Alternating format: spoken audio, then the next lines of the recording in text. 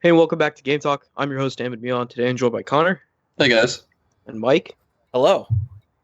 And just as last week, when Connor took us through the cloudy skies of West Virginia, here we have our pilot Mike taking us through the not cloudy skies of outer space. Yeah, So yeah, if I can remember we're how to here fly. playing Elite Dangerous while we chat about whatever we're going to chat about. And wow, yeah, okay, we've taken off. Sweet. I kind of So yeah, forgot how to fly. this won't make much sense to people who aren't watching the video. So definitely check out the video attached to the description in the podcast to see what we're seeing here.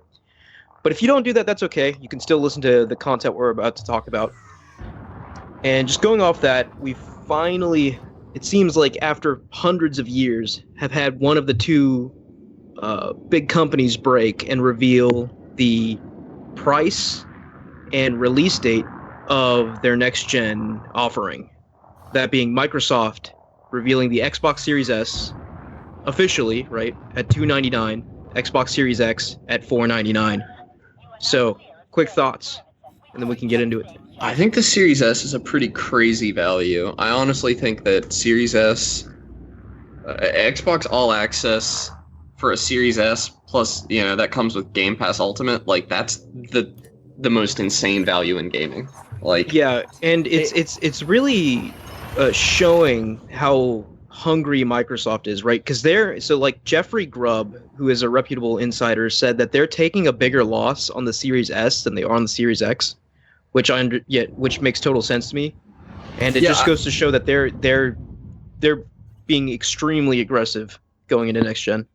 So yeah, like as we had talked previously, I thought that the idea that the Series S, like we looked at the specs and everything, and I wasn't terribly impressed with them, but from what I've read on the developer side, developers are not having to make a second profile for the Series S. It's literally the exact same everything running at a lower resolution.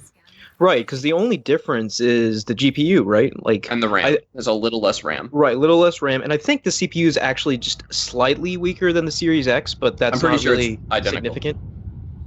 I thought like it was clocked at a lower. I don't think so, because rate. people have said that the Series S CPU is stronger than the PS5. It is stronger than the PS5, but it's Okay. I don't think it's as strong as this. It's slightly weaker than the Series X, I'm pretty sure. But the only thing that I it's did so- read that was strange, yeah, the Series S is not going to be able to play 1X enhancements, I don't think, because it has less RAM.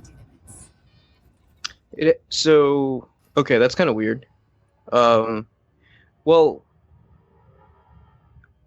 so then how will that work then? Will it be like optimized for Series S rather than optimized for 1X or? I think it would have to be, yeah. Yeah. I don't believe you're going to get, like, I was just under the assumption that you would get the 1X optimizations for free, essentially, no matter which next-gen console you got between the Series X and the Series S, but that doesn't look like it's going to be the case.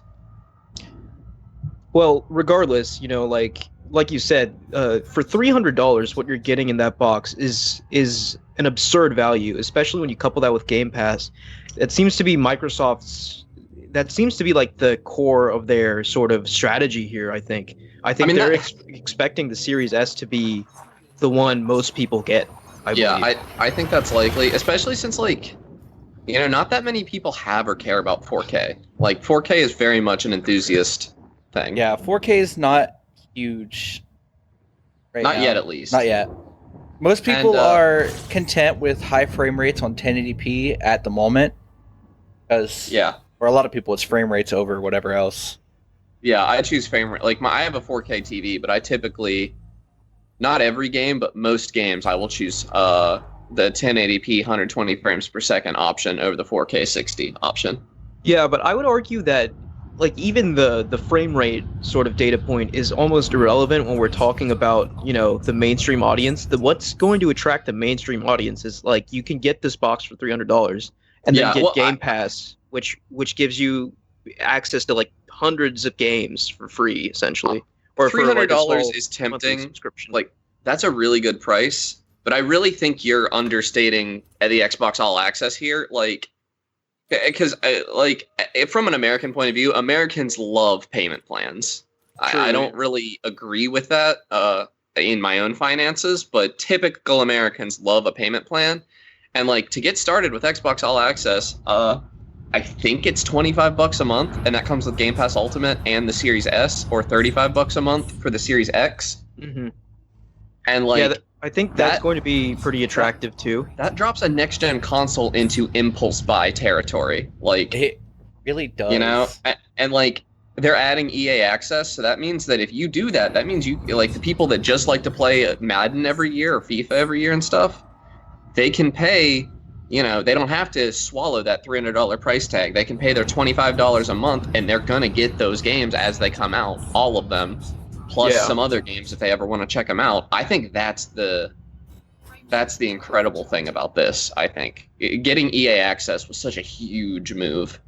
Yeah, EA access is huge in the sense or that EA like Play, I know what you're talking about, but there are, you know, like huge swaths of players who only buy like the new FIFA, you know, who only buy the new Madden. That's like, you know, like there's a huge sect of people who play video games that's like what video games are to them, you know, like those yearly sports release games.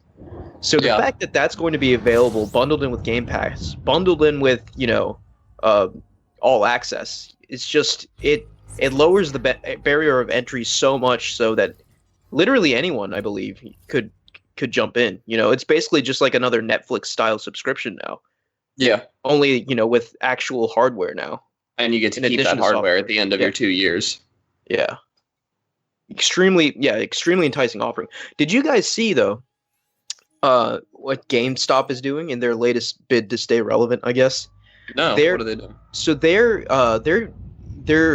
coming out with like payment plans for the consoles as well, right? So I'm guessing that's going to be separate from Xbox, like all access. So it essentially just go through GameStop rather than Microsoft. Don't know why you'd want to do that, but they also said they're going to do something similar for PS5. So I think they're trying to sort of cash in on that idea, and in a fight to just stay relevant a little longer. I don't think that's going to save them, but no, especially not with the Series S, which we've both said we think that that's going to be the main console of the next gen for Xbox players, and it doesn't have a disc drive. Yeah. I feel like the only relevance brick and mortar is going to have is selling you hardware. Yeah, I still think that I'm going to be buying, and that's going to be at a Walmart, not a GameStop. But I think I'm probably going to pick up the discless PS5, probably. Yeah.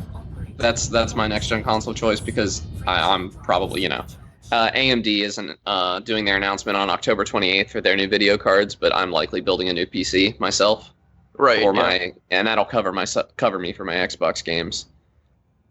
A PS5 is in my near future, I think, though. That Ratchet & Clank game looks choice. Yeah, Ratchet & Clank looks really good. And I guess just speaking of PS5 now for a second, you know, we've had this months-long cat and mouse game between Microsoft and Sony.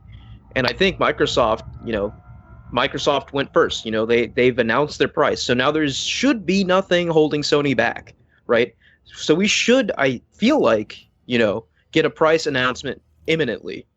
But, you know, with how crazy 2020 has been, who knows? I feel like that's really the logical thing for them to do. But I think Xbox really has poised themselves as much as they did at least during the 360 years. Yeah. To win this gen. No, and they almost won that one, you know, if not for such the colossal hardware failure and losing the format wars. My current prediction, you know, and obviously it's still really early to be saying such things, but just based off my knowledge of the industry and how things are shaping up, I think next generation is going to be much, much, much closer than this generation. Easily. Yeah, honestly. Well, yeah, you don't have Don Magic around, so that makes it easy. It's easily going to be at least closer. Yeah. You don't have Don Magic shooting Xbox in the foot constantly. Yeah, that man poisoned Xbox for like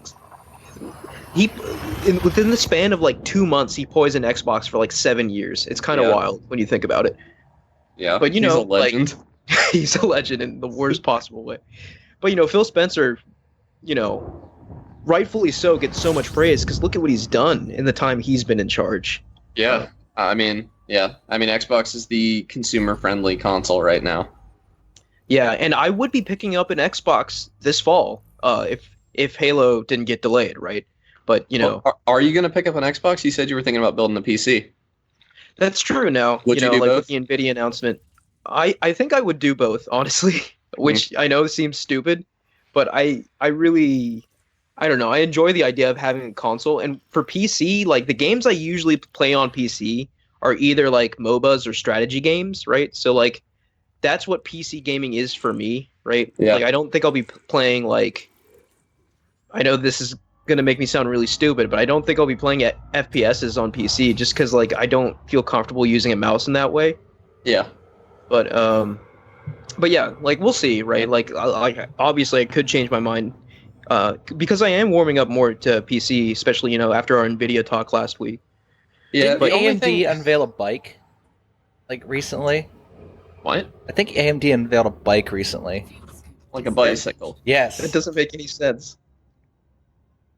Yeah, I don't know what that means. 2 days ago, they started selling custom bicycles. Well, that's good for them. Yeah, I guess. That's so weird. But they're so there's two events. AMD's having two events coming up here in the next one for months, Ryzen, right? and one for their RDNA 2 cards. Which I think both are very kind of exciting. I'm very eager to hear their advancements in the CPU and GPU space, and I'm especially eager to hear like what they have to fight against Nvidia. Yeah, I'm very excited to hear what RDNA 2 can do because, like, as it is right now, RDNA 2 is what both console manufacturers are betting on. So, right? Yeah. I'm not gonna write them off yet just because Nvidia has put out something amazing. I will comment though.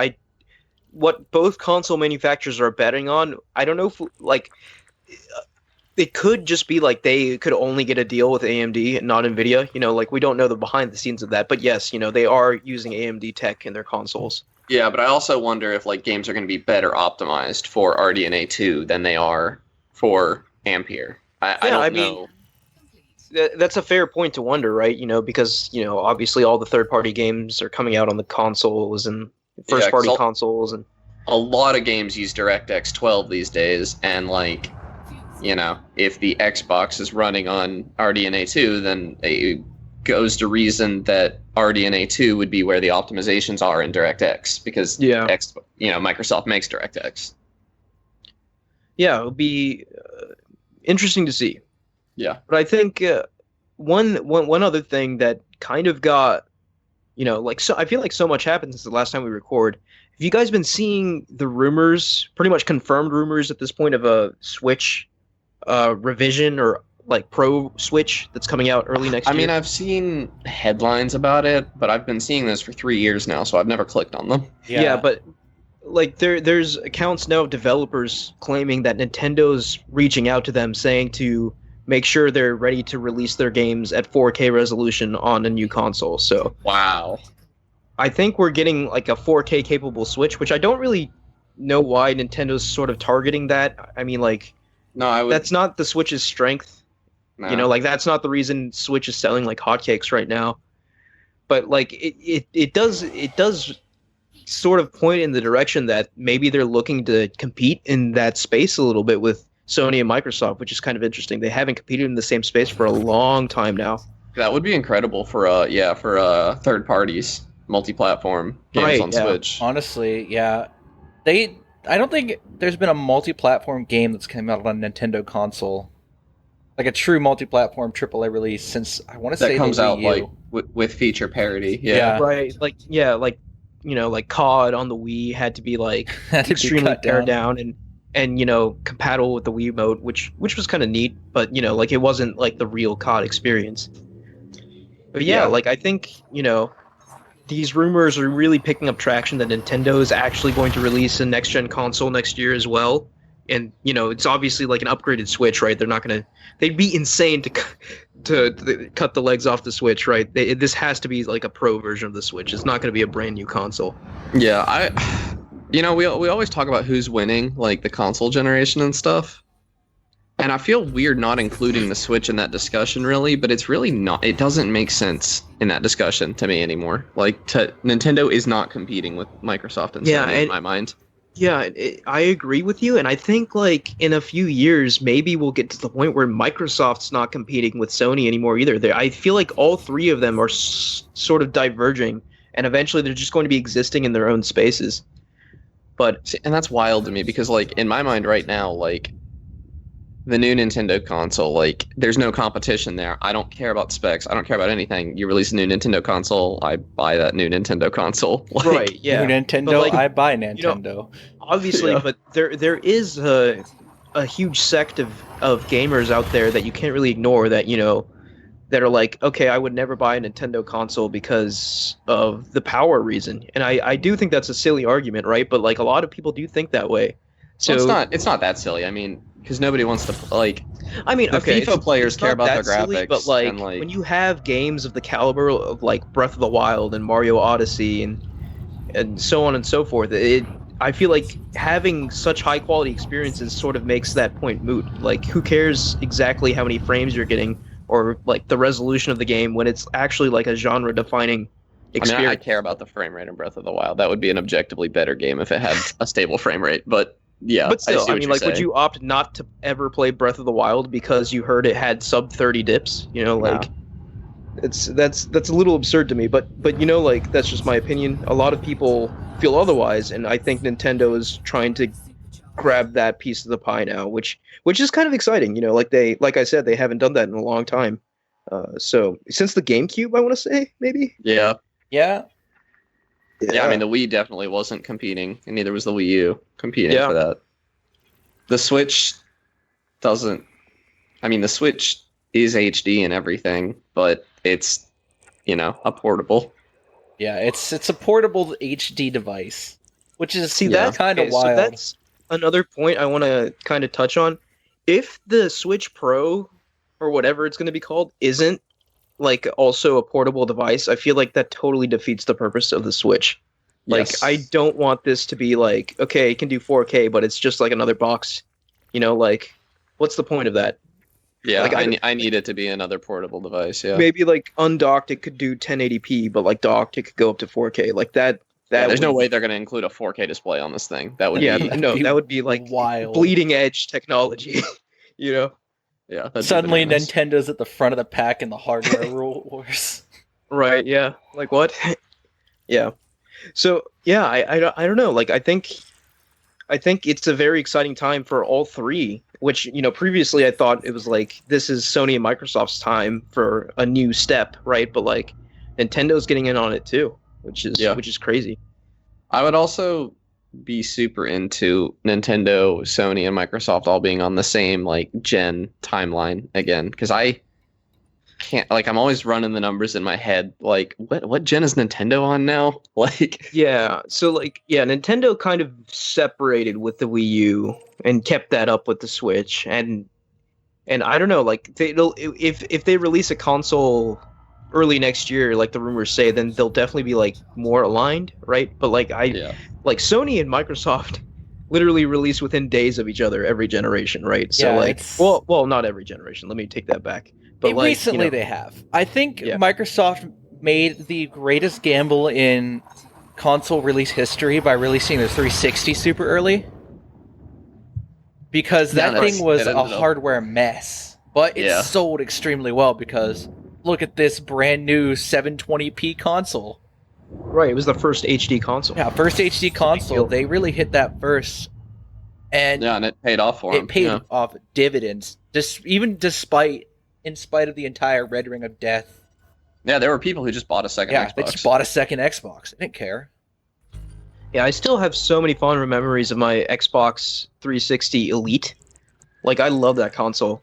Like the Never. my old Xbox like 360 got a Red Ring of Death, as so many of them did, right? But like that Elite was a rock solid console. I have Honestly, never if owned your an Xbox. Xbox didn't Red Ring of Death, did you even own a on release Xbox?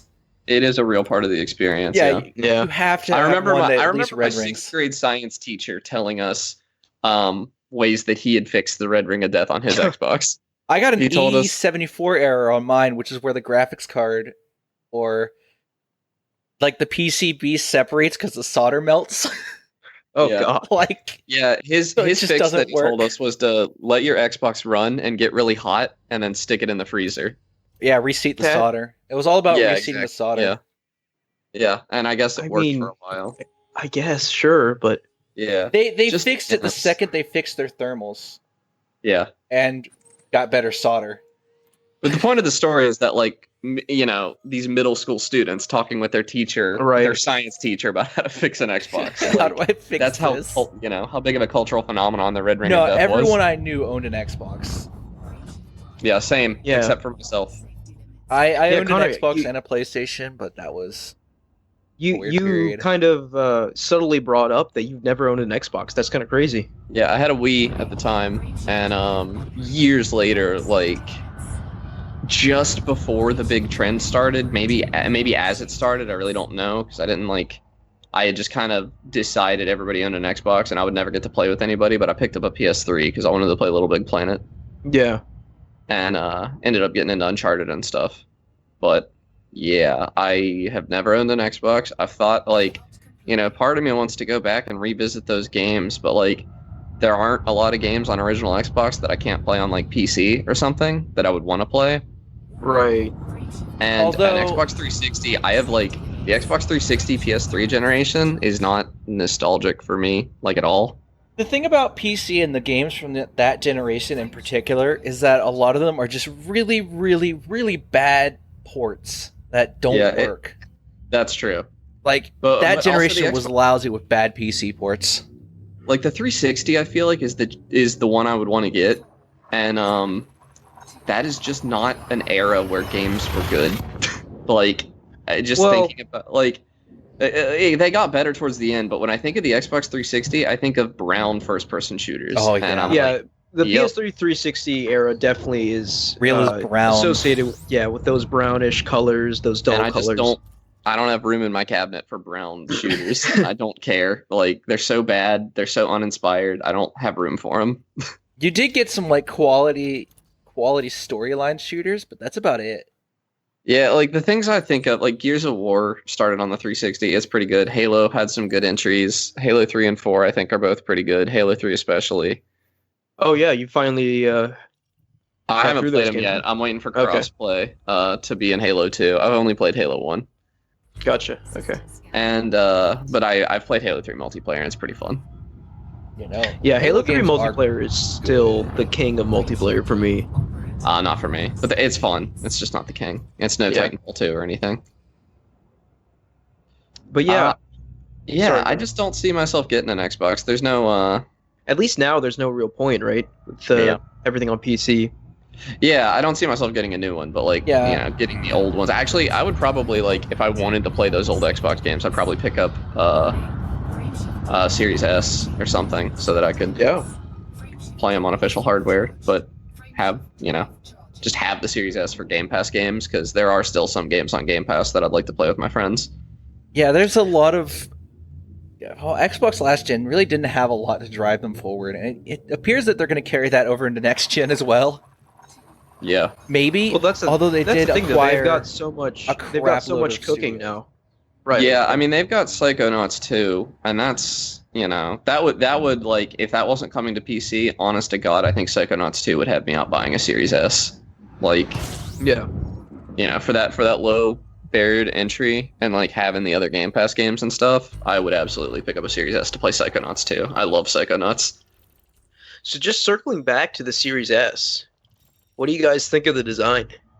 I like it. I think it's the best looking next gen console. I know you're not a fan, but I like how slim it is. I really, I enjoy the small form factor. I just don't. What purpose does that giant circle serve? Oh, that's It's a for the fan. AI. Yeah, it's an air intake, but like they are drawing a lot of attention to it. But I don't It mind looks like a speaker. Honestly, the Series S looks a lot better than the Series X because the Series X is just a rectangle. Or Yeah, See, I agree. I don't know. I It's kind of very like the boring. monolith design. Like I don't like. hate either of them. I think they're both okay. I But I like think the Series S is the best one. I like the anime protagonist look of the PlayStation 5 though. I hate that. Like it I looks like something you'd see out of like Yu-Gi-Oh. I'm gonna Yeah, it really I'm gonna does. buy the PS5 all digital edition, and I'm gonna store it in a paper bag because I don't want anybody to see it. It's so Really, bad. The I love PS5. I it. think out of all the consoles, the Lucky. PS5 Digital Edition is the most cool looking one, personally. That is the better of the two PlayStations. But It's like Yeah. someone took an Alienware and made it not look cool. you know what I do think is going to bite Xbox in the butt this gen? And I think I've mentioned it on the podcast before, but not putting gyro in their controllers. They're the only ones that are holding out on that. Yeah, that is kind of a weird omission, especially because that's becoming more common. It's becoming more common. I've seen YouTubers more and more lately doing videos comparing, and I know not a lot of people don't care about accuracy, but first-person shooter accuracy Right. with a stick and a gyroscope in a lot of cases is more accurate than a mouse. Yeah, like I was seeing that like it sort of bridges the gap between like if there's like cross-platform play and you're using gyro and they're using mouse and keyboard, it's sort of It's evens the playing field yeah. again. It's much closer to fair, and Yeah. you would get rid of aim assist essentially, and I think that would be awesome. Like, if that could just become the standard. And I can't imagine holding a controller that doesn't have gyro in it anymore. Like that bothers me. Yeah, I'm actually kind of surprised. Like it's such a common feature across all the games I usually play now, or Yeah. not all the games, but the consoles I usually interact with. I'm kind of surprised that Xbox hasn't done that yet. Yeah, it's Are weird. you that are the you sure they Switch- haven't? I am certain. Yeah. Okay. Because it's a huge omission that I looked into. The Switch has gyro. Like, of course, Nintendo's done gyro for a long time, but like the fact that a Nintendo Switch is in my mind objectively better for a shooter than either of the new Xbox consoles coming out is weird. That is kind of strange. Yeah, maybe they're making those elite pro controllers or whatever that cost hundreds of dollars. Maybe they'll. I do see them doing like a thing like what Sony did with the PS3. I think they will release a controller revision halfway through the gen that Yeah. gives them gyro, because Sony did that but with Rumble for the PS3 because they had like they claimed that the Rumble messed with the gyroscope or something, but it was really like a lawsuit they were in the middle of. They couldn't put gyro on the 6-axis. Yeah.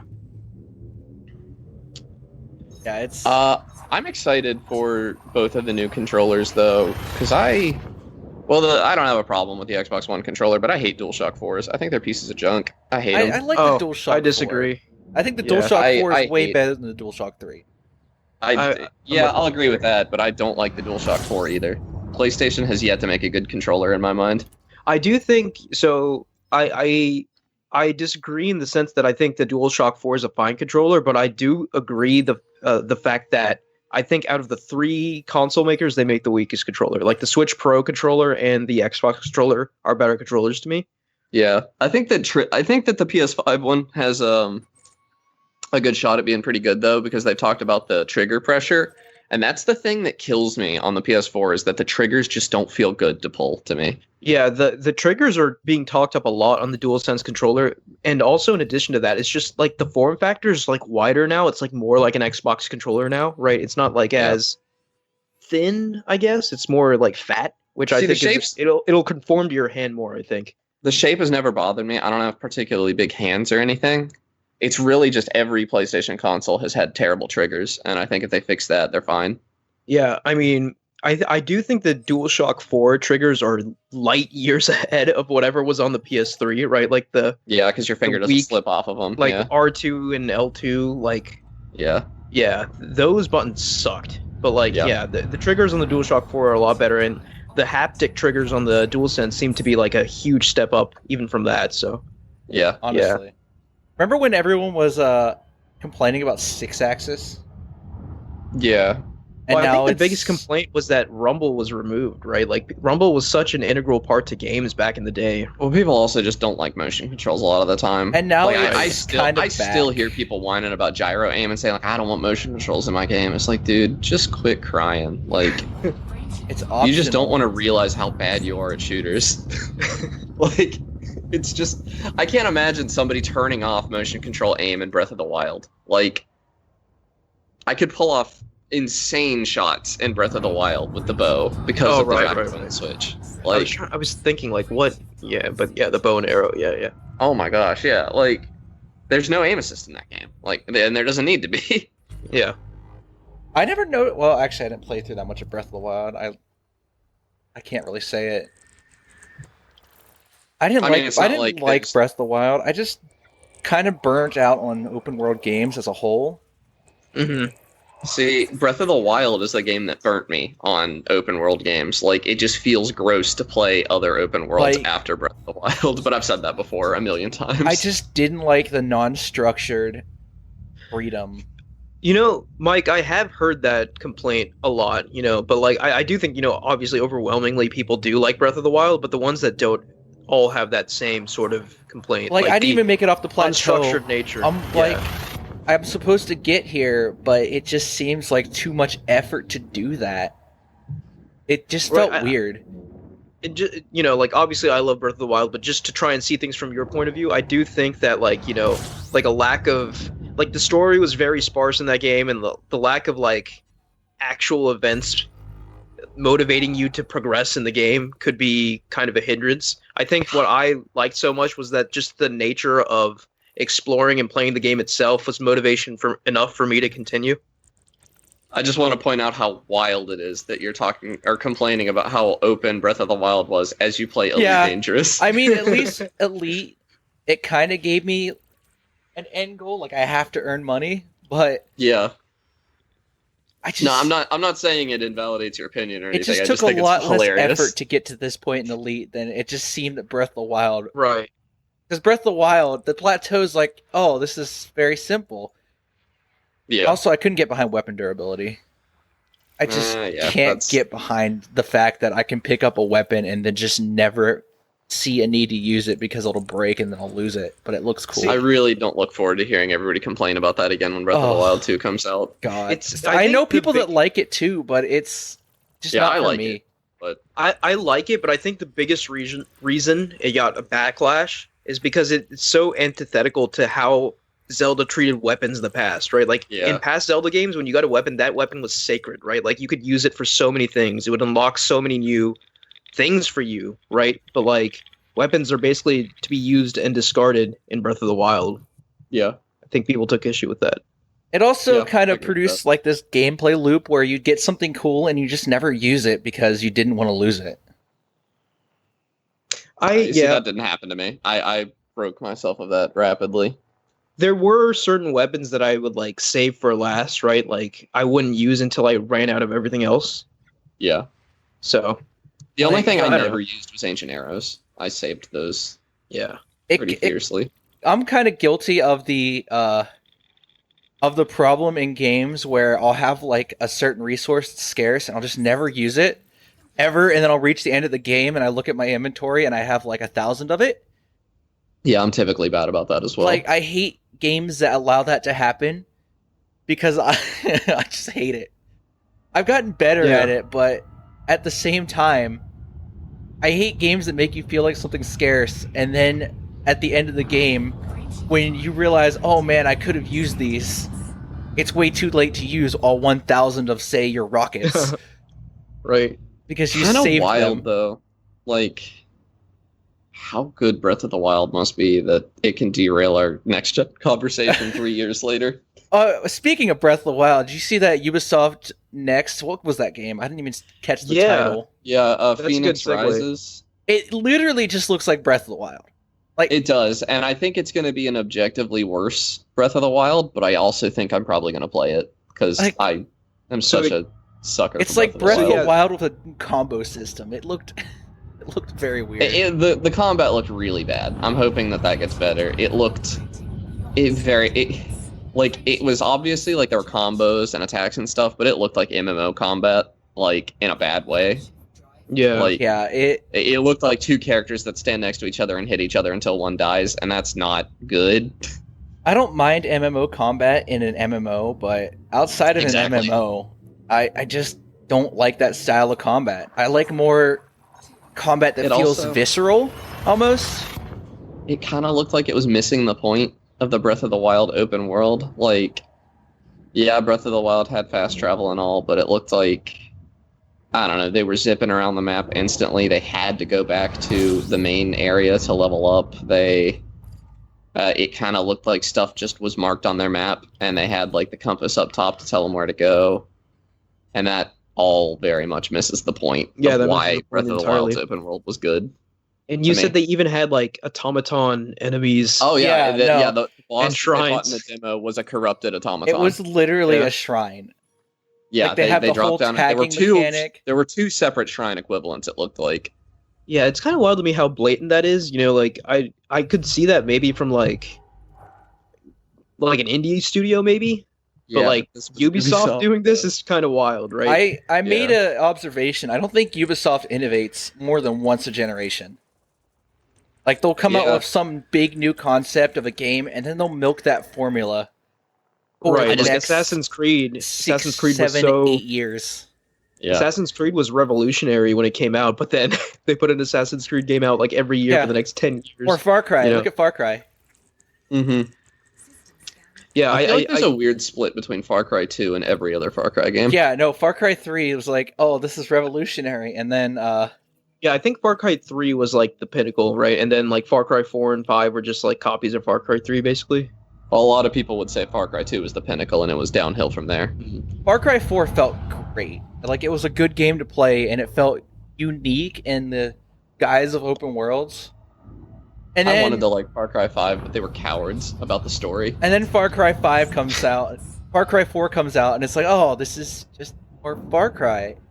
More Far Cry 3, sweet, I guess. You know, And then you Far know, Cry weirdly- Primal comes out. Oh, hey, I you was gonna like say Far Cry 3 with cavemen? my favorite Far Cry was Far Cry Primal. I platinumed that game. You want Really? you want I Far really Cry enjoy but Primal. primitive? Yeah. Yeah, Uh, I just thought it was such a unique setting for a game. It took place in 10,000 BC, and you were like a caveman. By the Like, time no other Far game Cry really does Primal that. I thought came it out, looked I was interesting. so burnt out of Far Cries that I'm just like, oh, this is just Far Cry 4 with cavemen. This is great. I mean, that is what it was, Yeah. but Yeah, I think it was good. While we're on the topic of Ubisoft, I do want to say that Scott Pilgrim vs. the World, the game, is coming I'm back, and that is excited. huge. I've never gotten to play so that. is it like a remaster or like remake or what? I think it's just a Are they re-release. just porting it? It's just a port with Okay. the DLC. They had to included, get but the license back, I believe. Is Yeah, it on and the- what consoles? PS4 and Xbox One is what it was listed on. Cool. I can't imagine. I mean, both of those are going to be back compat, I think, so it's going to be playable on the new consoles. But like, Yeah. you're not going to get anything like that. Art's not made for 4K, so upresing it would do nothing, you know, because Yeah. it's pixel art and all. But That was okay, so one good terrifying. thing on Ubisoft, one bad thing that I don't think we've mentioned yet is that Ubisoft recently announced a mobile game, a mobile Splinter Cell game where Black Lives Matter are the villains. No way. Is All that right. real? Yeah. Let me How did I look it not up. hear about this? Because they've done a lot to cover it up, but How have they not been like torn to shreds? They have been. Okay, I somehow just missed all of this then. All Yeah, right, that's- that was actually sounds- kind of terrifying. We almost exploded. Yeah, they apologized for it today. But it wasn't sounds literally incredibly Black tone Lives deaf. Matter. It was an alt-left terrorist group, and they were using a bunch of like they had the black fist, the Black Lives Matter uses as the symbol. Oh yeah, I remember It that. was, yeah, Tom Clancy's Elite Squad. So it wasn't Splinter It was a Cell. mobile It was game. Tom Clancy's Elite Squad. Sorry, you're right. They're not making a new Splinter Cell game. Yeah, I don't know. Like Ubisoft is so weird. And just an aside, if we didn't mention it, we're recording this like moments after the Ubisoft Forward Yeah, conference. it just happened. Yeah, Well, this was a long time ago. Right. but you know, just sort of justifying all the Ubisoft talk. But like Ubisoft's so weird to me in that like it seems like half the time they're like super progressive and like really kind of doing a good job, and then the other half of the time they're bumbling morons. Like Yeah, how on earth is the same company making Watch Dogs Legion, and then Yeah, a which is game like where you an ideological opposite of Yeah. this game. and, okay, you could take a step back and say like, okay, you know, they're showing both sides, in you know, or they're hiring people Right. that have both opinions. And if you want to make a game that argues for right-wing politics, sure, that you know, games are art, you're allowed. You do not make a game where Black Lives Matter are the villains. That's so so That is tone deaf. so not okay. Yeah, That's just bananas. especially Like, in 2020. You know, like yeah, like what are they thinking? yeah, that's insane. Like Ubisoft. it's so upsetting. But yeah, so we've got that. Yeah. I can't believe you haven't Unfortunately. heard of that, Ahmed. Yeah, that's crazy. I usually follow like all this gaming news pretty closely, so kind of I guess surprised I missed that. it's called Umbra is what the villain is actually called, but it's clearly like a coded Black Lives Matter thing. Yeah. Like whether it's on purpose or not, but I kind of got surprised there because when we popped into the system, we skimmed a sun. Yeah, Oh. I was watching the screen. It looked That- like we were about to Yeah, no, I've yeet never ourselves seen that into the happen sun. before. Yeah. I've been watching the screen and just having no idea what's going on. I've never fuel scooped on my way into a system.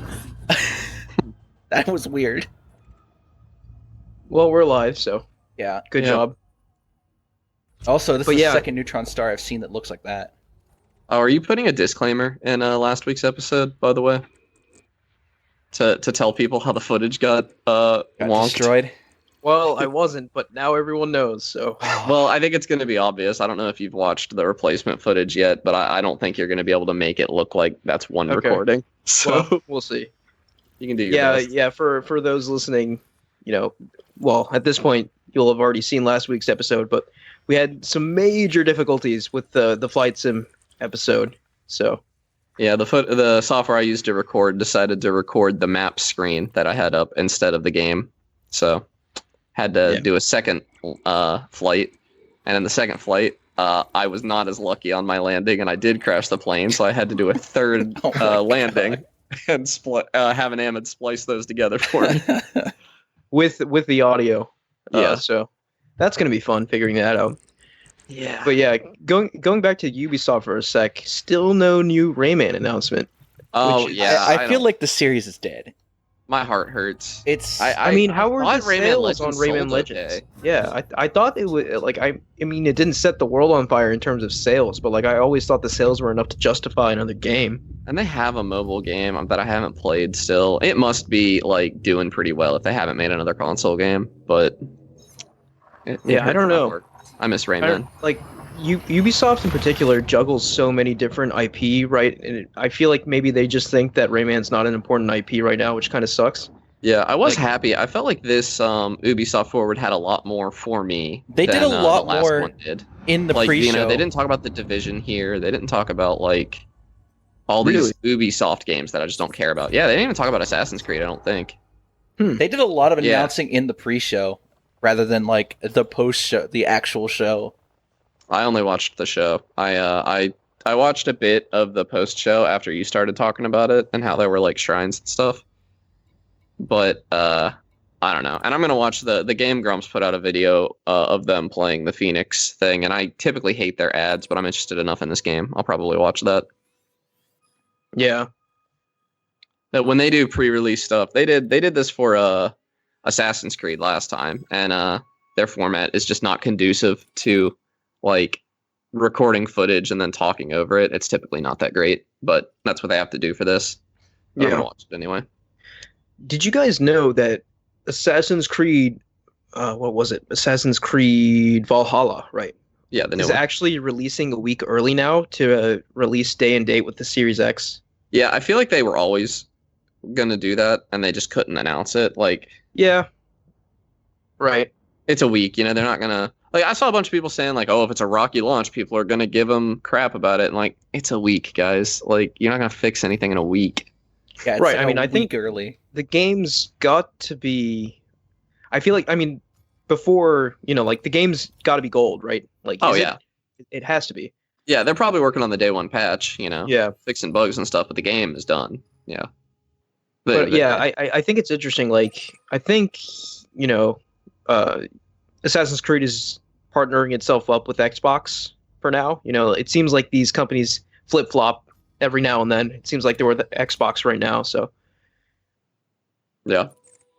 they came out and said like Assassin's Creed Valhalla will run at 4K 60 on Series X, which is a pretty big deal, I think. Oh yeah, I think so. Honestly, 4K. I think it's 60. wild that I don't know. I think it's wild that suddenly we're getting 4K 60 when really we never did get 1080 60. Yeah, We didn't. Yeah. we kind of skipped a We step really didn't. there. Come But on, I don't give think me we had all 1080 these upscaling 144. techniques and stuff, you know? We had checkerboard rendering, right? Like last generation. Well, this generation, I should say. Next generation hasn't started. We had checkerboard rendering, but I do want to say that like I don't think the frame rate sort of discussion really was a huge thing until this generation, right? I think this generation, a lot of gamers have been very vocal about the fact that, look, we want frame rates that are above 30. Yeah. It's Tired getting of to the 30 point. frames, please. Yeah, exactly. So I think now that we're at the point where developers are finally listening, and 60 might really be the standard going forward, which is crazy. I didn't think they would. God, I hope so.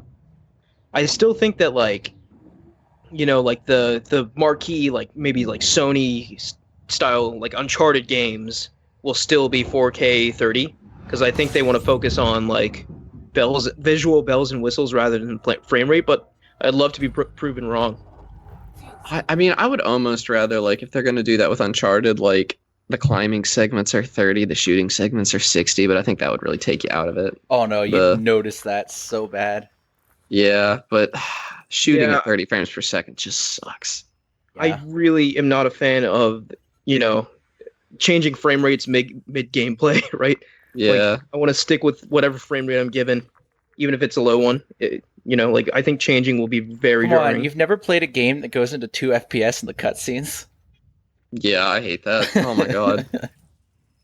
Yeah. You're not a real gamer unless you play games that do that. I love it. I vastly prefer in-engine cutscenes. I hate pre-rendered. Oh yeah, absolutely. And I do think that's another aspect of this generation that's gotten a lot better. Like in a lot of the games I play, right? Like most of the cutscenes are in-engine cutscenes. Like the whole like CG cutscene seems like a relic of a bygone era almost. Like the biggest egregious example of that, I will always remember playing Sonic 06 for the first time. Oh yeah. Sonic 06 on the PS3 was a frame disaster. No, do you guys remember the first cutscene? Like the first impression that game gives is mind blowing. Yeah, no, it's same like with Sonic Unleashed. I mean, that's a trend with Sonic.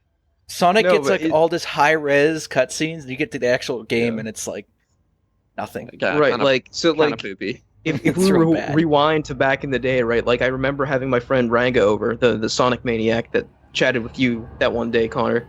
Yes. But he came over because he didn't have a PS3. I had a PS3, and I still hadn't really gotten like a showcase level title for PS3, right? Like I hadn't really justified owning a PS3 yet.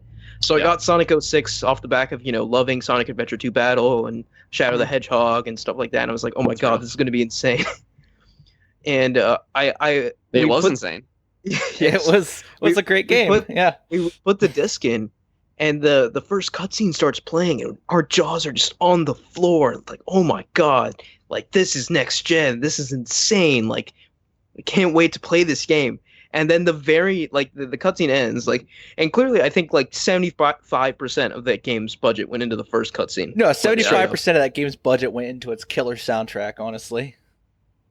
And then, like after the first cutscene, we get another cutscene of like Sonic running, and it looks like, like GameCube tier, like Sonic. It looks like the same as Sonic Adventure, honestly. I think it looks worse than Sonic Adventure 2. Yeah, and it looked awful, and I was just like, well, that was the biggest, that was the biggest like blue balls I've ever experienced. Have we done a biggest disappointments in gaming? I don't think we have. I don't think so. That would definitely be up there for me. Yeah, I know I've talked about mine before, but yeah, that would be a cool episode to do. Yeah, and then like obviously being in the Sonic trance as I was back in the day, I convinced myself that Sonic 06 was a brilliant game, even after Really? it. Honestly, yeah. I thought like for a long time afterward, I was like, this game's incredible. Like everyone needs to play it. See, I've never really been in the Sonic trance. I only like the good Sonic games. Sonic 06 was actually my first 3D Sonic.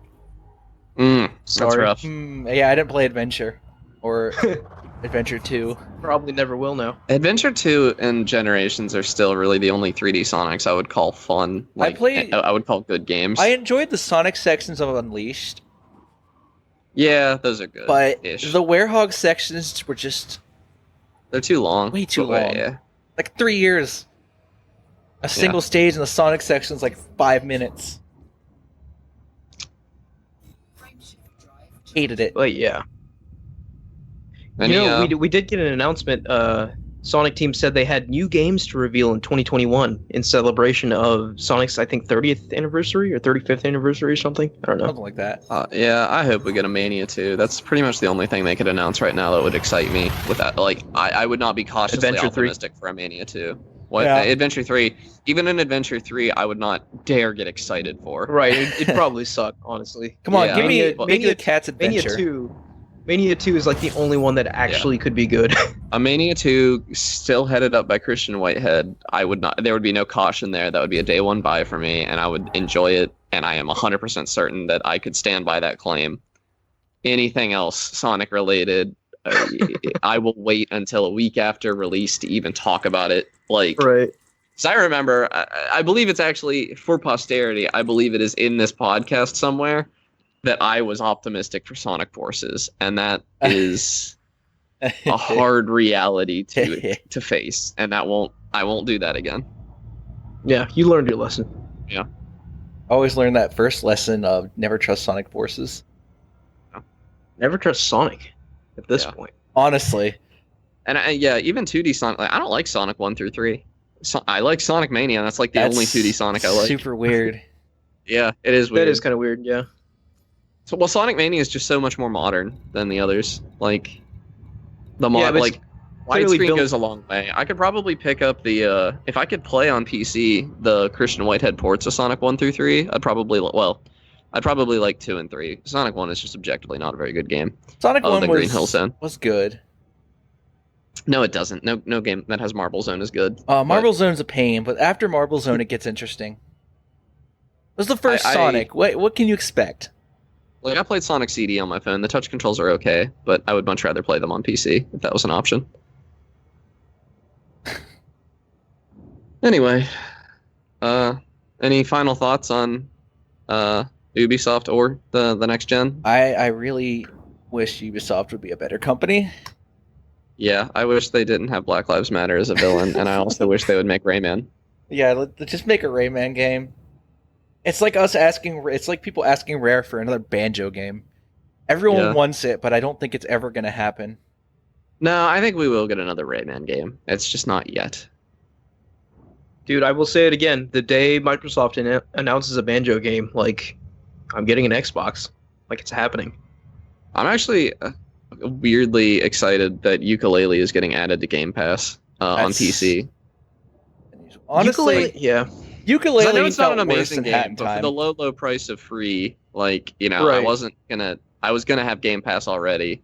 So for the low price of what I'm already paying in anyway, I will absolutely Right, check yeah. out Yooka-Laylee. Because I've never played Banjo-Kazooie, so I don't have, like, rose-tinted goggles going into this. I don't Yeah, have but I anything think- to compare it to.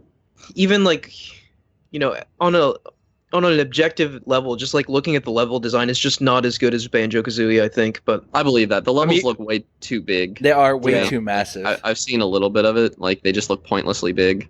But whatever. But yeah, no, it would be interesting hearing your perspective as someone who never played Banjo-Kazooie playing Yooka-Laylee. That's pretty unique. I like perspective. 3D platformers, and there are some indie platformers that I really liked. I also, on this show at one point, and I feel a little crazy, you know, remembering this now, but I believe I said that I wasn't sure Super Mario Odyssey would be able to beat out A Hat in Time. You Because of how did say that, I remember. Yeah. And I stand by it a little bit, because A Hat in Time is far more replayable to me than Super Mario Odyssey is. I played through Hat in Time recently, and I love that game. That game is so replayable. It's and full it's so of personality, too. Fun. I will stand by that A Hat in Time holds its own against Super Mario Odyssey. But I still need to play that game. It's very good. It's got co-op as well. But yeah, just to offer my final thoughts on the console announcements, right? I am excited the fact that Series S exists. I don't think I'll ever get one because I don't like if I were to get an Xbox, I would want like the higher spec machine, right? But I do think from a business perspective, like the Series S is a brilliant move. Yeah. The Series S is probably what I would buy because my PC is my high-end machine. Right, yeah. But yeah, still holding on out for Halo before I make any Xbox related Didn't moves. they announce they delayed that? Yeah, We talked about it It's last sometimes I think it's going to be late 2021. at this Honestly. point. Yeah, I would agree with that, fall 2021. But we shall see. The game didn't look like yeah. it was ready. Not So I at don't all. even necessarily agree with that, but the way they did the delay makes me think it's going to be a while. Yeah. Yeah. And the hiring that they've been doing. Right. Yeah. I saw that. So do you guys want to move into games we've been playing? Yeah. Yeah. Let's do Yeah. it. I'll go first if you guys don't mind. Sure. I've been busting out Tony Hawk Pro Skater 1 Nice. plus 2 because that Nice. game is choice. I played a bunch of Tony Hawk Pro Skater 1 as a kid, and I never played another one outside of like at my cousin's house. Yeah. And You, I still you regaled us with your sad story of why that is. yeah, was that on the podcast? Yes. Ugh. Sorry, Mom. But anyway, it's amazing. It's one of those remakes that like, yeah, I know that this isn't what Tony Hawk Pro Skater looked like and played like, but it's how I remember it. It felt you good. Well, played like I thought they were pretty faithful to the gameplay, right? They were. I believe they added the PS2 era gameplay to it largely.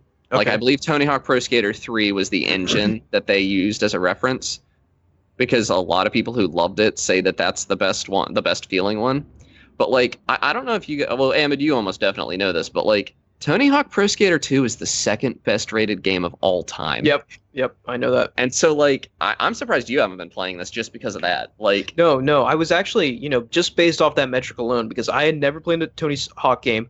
Never really. I'm not into skating at all, but just based off that metric, I was planning on getting this game, and I just sort of forgot that it came out. yeah, the only reason I got it was because like I played Tony Hawk Pro Skater 1 as a kid and like don't have it anymore. And I had a $10 off on the Epic Game Store, so I was able to get it for $30 because it's only 40 to begin with. Yeah, That's not and bad. like We're full this game's remaster. amazing. Like I have played it so much. It's such a good like just like oh I have a little bit of time. You know, a level is only 2 minutes long. You have 2 minutes to skate through these levels and get as high a score as possible. And like it just feels good. It's got like collectathon elements to it.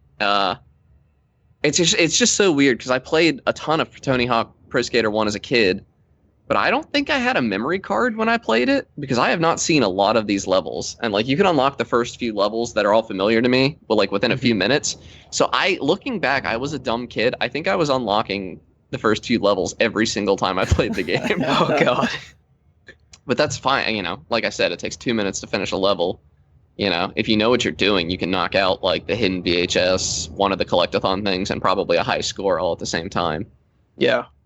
And Yeah. God, it feels good to figure out like the tricks. I am actually doing a bit of wear on my controller because I'm not used to games that use the stick like this, and so I'm like actually digging my thumb in a little bit, which is bad. But Yeah. I am probably going to get this game at some point just out of sheer curiosity, right?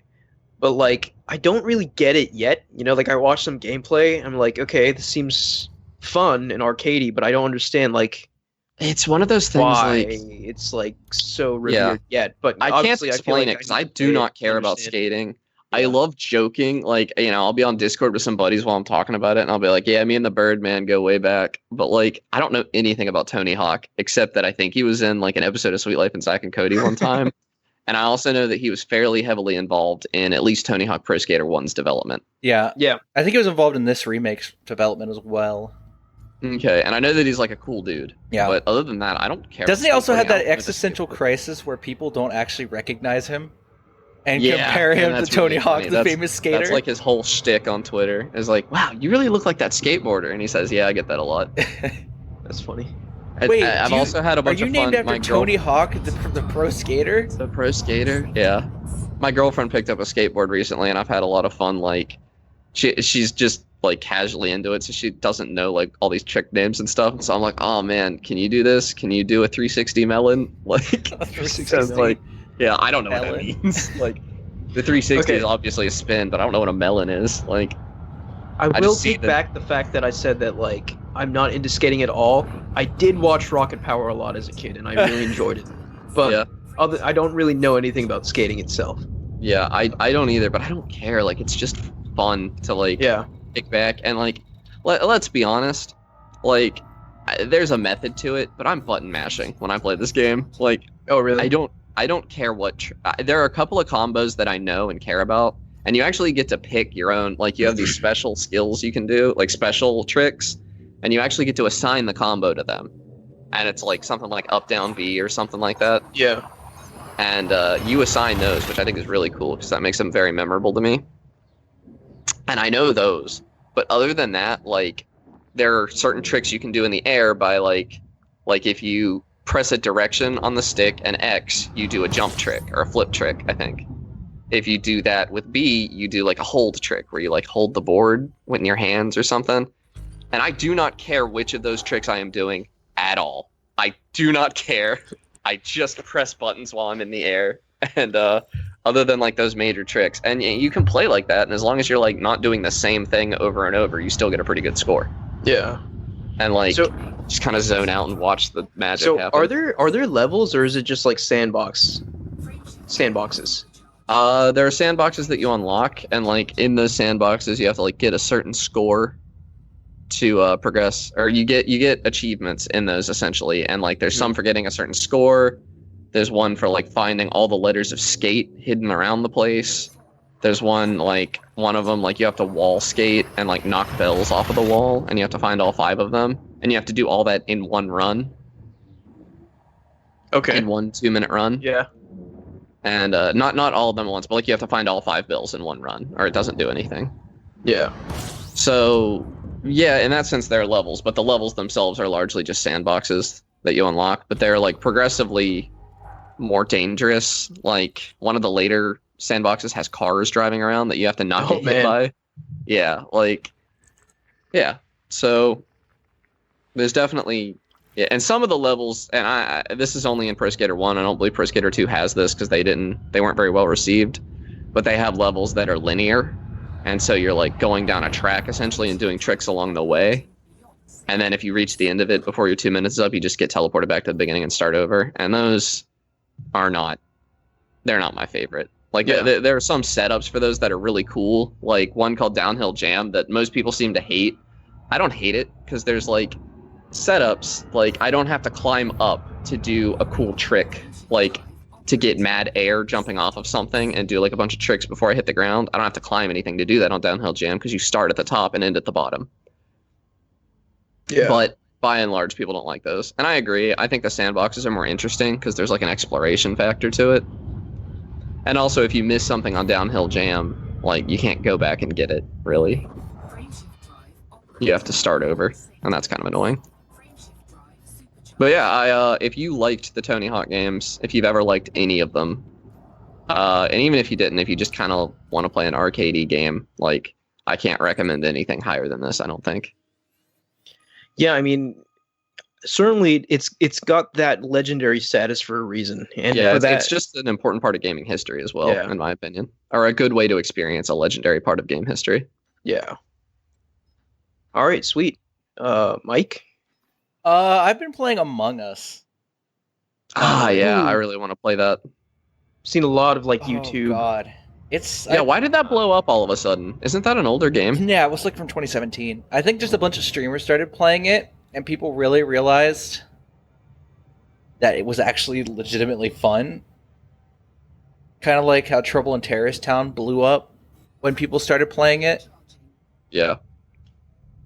Yeah, it's a very similar game to Trouble in Terrorist Town, right? Yeah, Yes. I feel like the concept of those kind of games where like you're playing with a bunch of people and a couple of you are like traitors and you have to figure out and like deceive. Like I love that concept so much, but I've never played one of those games because unfortunately I don't have enough. I feel like I don't have enough friends that are into that sort of thing. So if you guys are down to like do this, absolutely. Like, that would be I awesome. love Among Us. I don't know how Among Us is, but Trouble in Terrorist Town was not bad to play with randoms, in my opinion. Among Us Really. is a little different. I feel than like it'd be Trouble in so much Terrorist better Town. with people you know.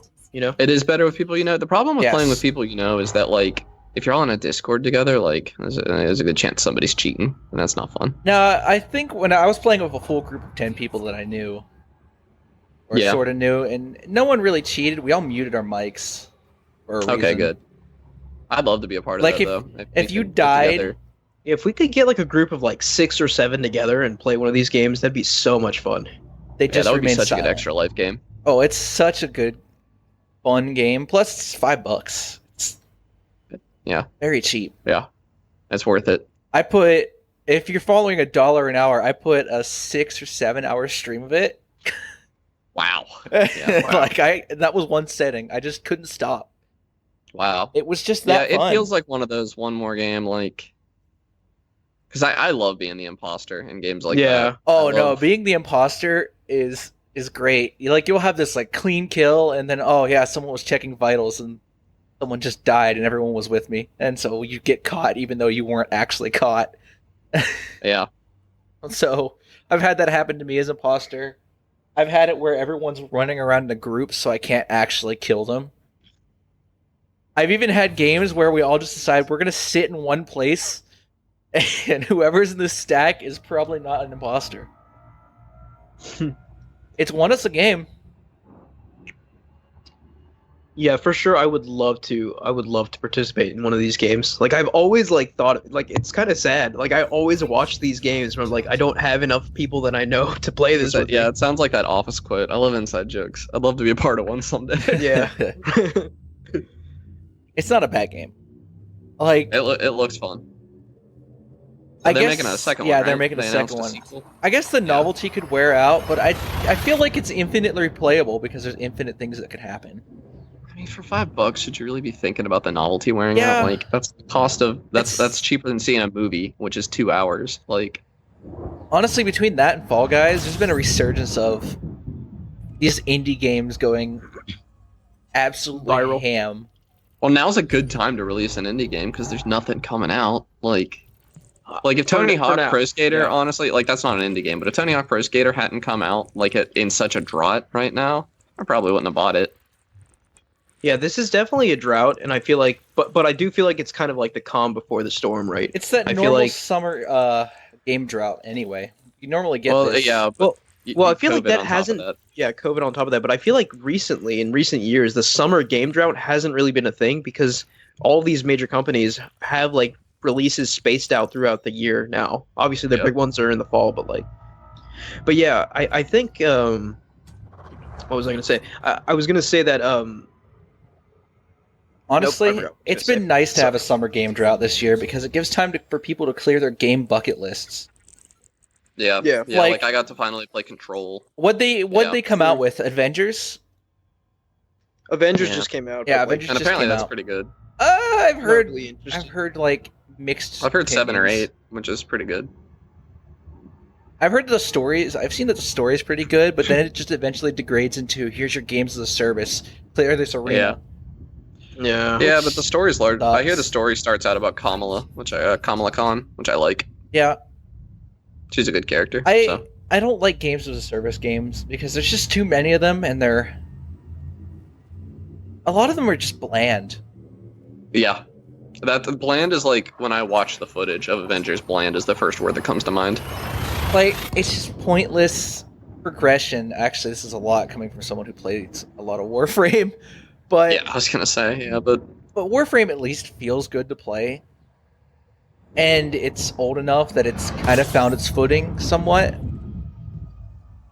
But at the same time, a lot of games as a service games, they release in this really crappy state and they have to hook you on the premise that it's going to get better. yeah. Which, Sea of Thieves looking at you. also looking Destiny. at Anthem, Yeah. except Well, Anthem's Anthem not gonna get just better. never got better. It just Yeah. remained bad.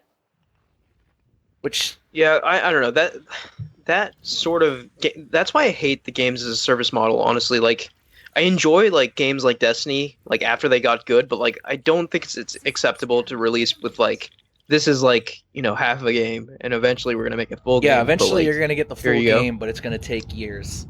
If you're gonna do that, I don't understand the games as a service model without a monthly subscription. Like World of Warcraft is like the OG games as a service, right?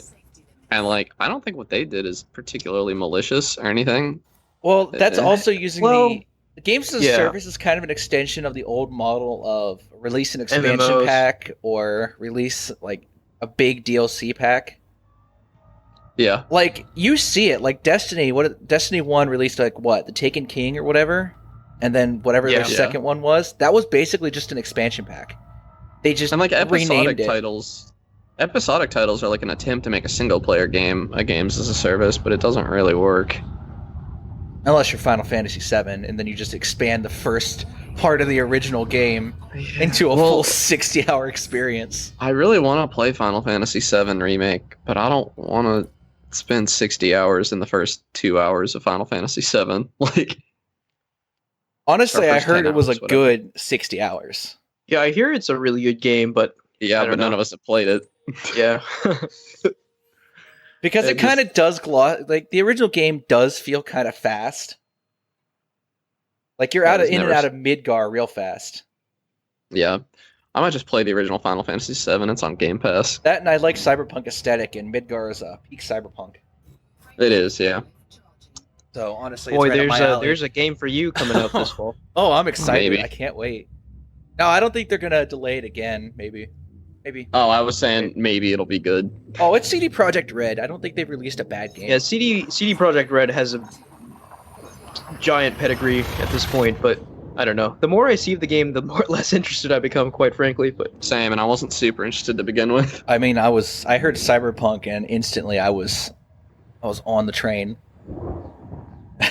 There's not a lot of good Cyberpunk games. Yeah, that's true. Or media in general. So, Amon, what have you been playing this week? So, I hate to be lame, but I have not really been playing anything, as I'm in the midst of some life-changing things right now. Yeah. As you guys know, or maybe you don't know, Michael, but I'm moving to Virginia as soon as I can, really. I'm just running around trying to make that work out. Really don't have your priorities in order, huh? Yeah, in lieu of a game, I will mention the fact that in the entirety of this episode, we didn't even talk about the fact that the Mario Collection got confirmed and is released. Oh yeah, okay, side topic, Mario Collection. I forgot about that because it's so uninteresting and disappointing. Oh, really? No, I'm excited. I've got mine pre-ordered already. Wow. I'm not getting it. Yeah, I don't know. I'm not one who typically goes back to older consoles and replays games, right? So like this is the first time I'm going to play Mario Galaxy since it came out, right?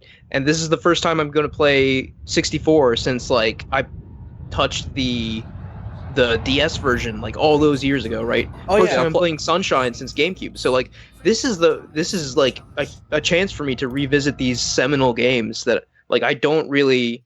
It's not a true revisit that shaped because my childhood. Right? They took away the gay icon that is Bowser. I think that'll be back. That was just a Japanese trailer, and the Japanese. I really didn't hope have it's as much back dialogue. because it's.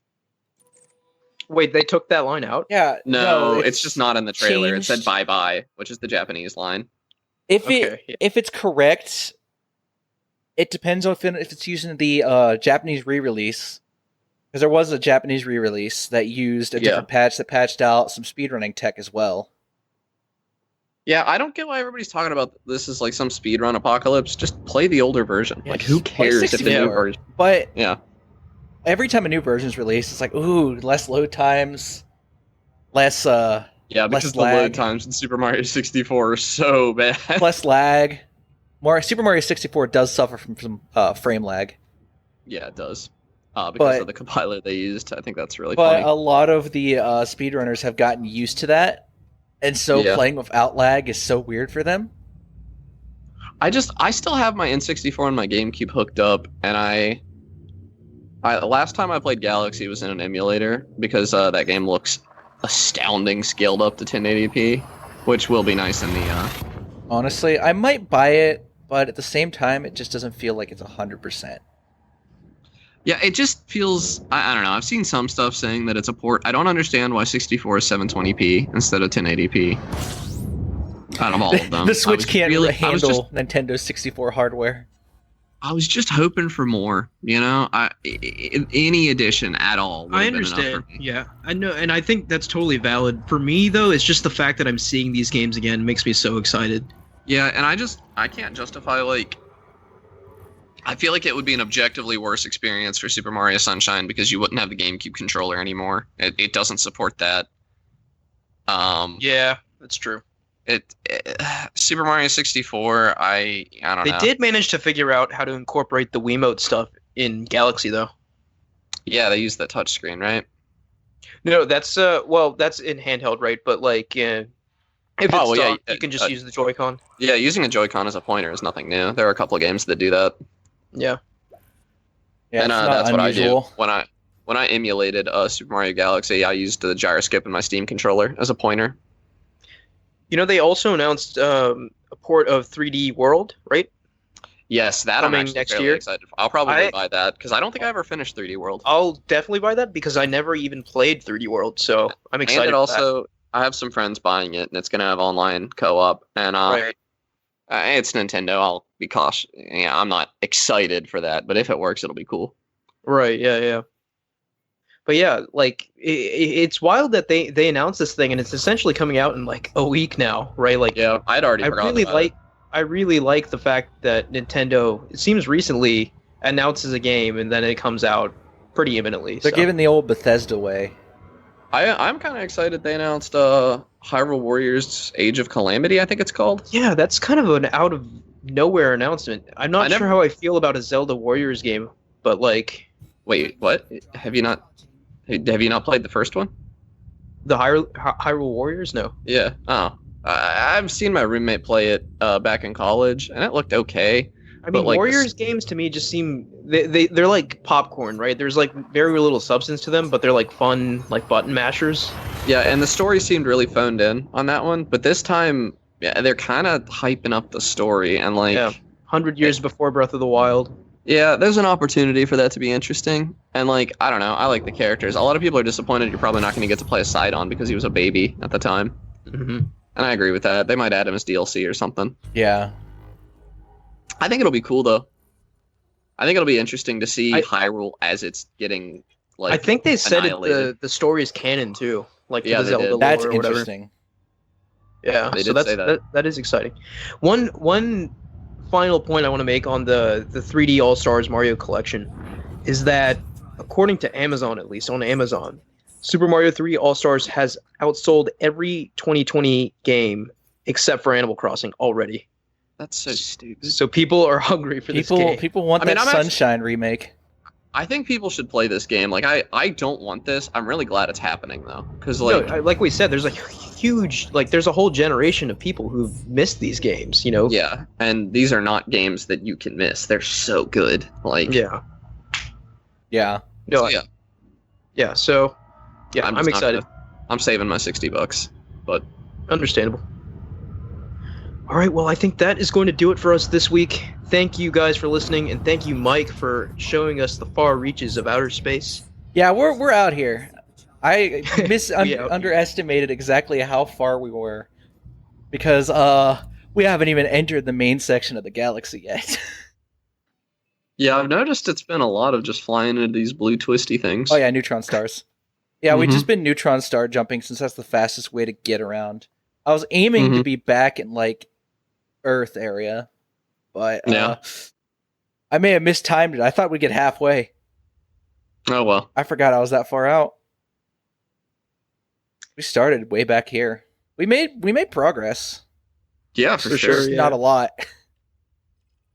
All right, please follow us at @podcast Game Talk on Twitter. Please like, rate, and review us on any podcast service you use, and please rate or what is it called? Please like us on YouTube and leave comments there.